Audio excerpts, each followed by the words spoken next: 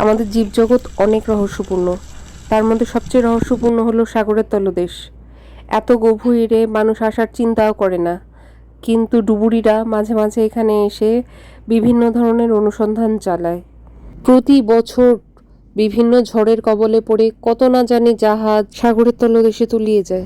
আবার সাগরের তলদেশে শোনা যায় যে বিভিন্ন ধরনের গুপ্তধনও আছে। এর জন্য প্রায় অনেক অনুসন্ধান চলে। সাগরের তলদেশ দেখতে যতটা সুন্দর, ঠিক ততটাই ভয়াবহ এর ভিতরে লুকিয়ে থাকা বিভিন্ন ঘটনা। কিন্তু দুঃখজনক হলেও কয়েকদিন আগে ডুবুরির দল সাগরের তলদেশে গিয়ে একটা প্লেনের ধ্বংসাবশেষ খুঁজে পায় এবং ভিতরে গিয়ে তারা যা দেখে তার জন্য তারা মোটেও প্রস্তুত ছিল না। ভিতরে যাওয়ার সাথে সাথে তারা অনেক কঙ্কাল দেখতে পায়। কত কষ্ট পেয়েই না তারা মারা গেছে। কিছু দূর যাওয়ার পরেই তারা গুপ্তধনের সন্ধান পায়।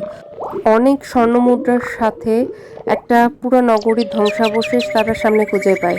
তারা সামনে এগোতেই বিভিন্ন ধরনের বাড়ি এবং স্বর্ণের অলংকার দেখতে পায়।